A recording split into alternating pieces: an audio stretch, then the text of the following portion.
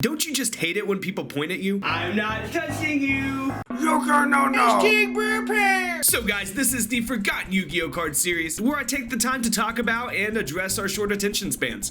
Dang it, I was just editing something. What was it?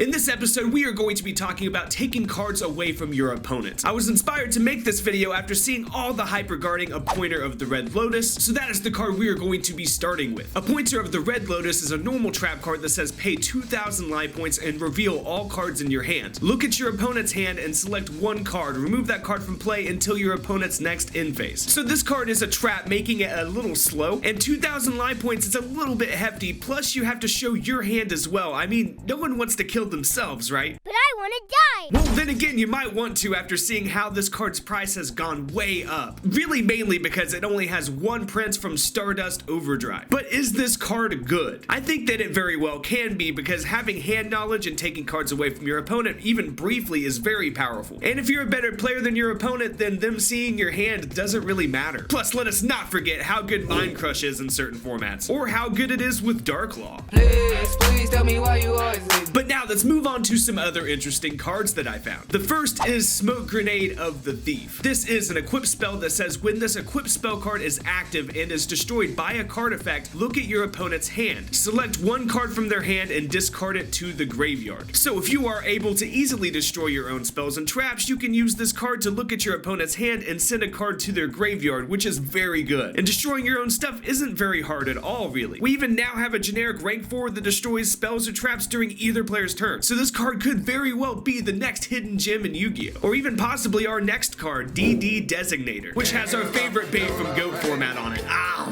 But this card says declare one card name. Look at your opponent's hand, and if they have the declared card in hand, remove from play that one card. If they do not have the declared card in hand, remove from play one random card in your hand. So this is one of those cards that is very high risk, high reward. But if you have already seen your opponent's hand, it is all reward. The problem with playing cards that take away from your opponent, though, is that they usually only take away one card, and then you spend one card doing it. But what if you could take away multiple cards from your opponent? And there are several ways to do this in Yu-Gi-Oh! Like the legendary wind-up loop, but everyone knows about the wind-up loop. You can also combine Protector of the Sanctuary with Disturbance Strategy, which is a combo that makes your opponent lose their entire hand. But neither of those cards are banned or limited, though, for being too powerful, like Confiscation or the Forceful Sentry. But I'm not going to be talking about banned cards. This is not the banned Yu-Gi-Oh! Card series. Let's talk about Eradicator Epidemic Virus. This card says tribute one dark monster with 2,500 or more attack and declare one card type, spell or trap. Check your opponent's hand, all spell trap cards they control, and all cards they draw until the end of their third turn after this card's activation, and destroy all cards of that type. This card can potentially devastate your opponent, which is why it was put to 1 and has been at 1 for years now. But people have forgotten just how easy this card actually is to get off, just because of how many high attack dark monsters we have in the game that are easy to summon. I talked about Dark Worlds in the last Forgotten Yu-Gi-Oh! Cards episode, so I wanted to bring up Eradicator Epidemic Virus because this card was legendarily powerful in that deck. Eradicator Epidemic Virus is also pretty good in Evil Swarms, but you don't have to play any specific deck to really get this card off. We do have Pendulum Summoning after all, which makes it easier than ever to get out a monster with 2,500 or more attack. Alright you guys, I have another Forgotten Yu-Gi-Oh! Card video planned, as well as the updated Power Bond OTK deck profile that you guys have been on me about. And I will also be doing another top 10 video soon, as well as starting the Forgotten Yu-Gi-Oh! Deck series that I promised you. If you guys want to leave me a tip through PayPal or support me through Patreon, the links are down below, as well as my custom line of metamats, cloth play mats, which are of course the best mats ever, so shout out to them. Speaking of metamats, I do have another mat to give away soon, and metamats should be restocking me on some more giveaway mats soon as well, so be on the lookout for those mat giveaways, guys. And as always, be sure to dick slap that like button and subscribe.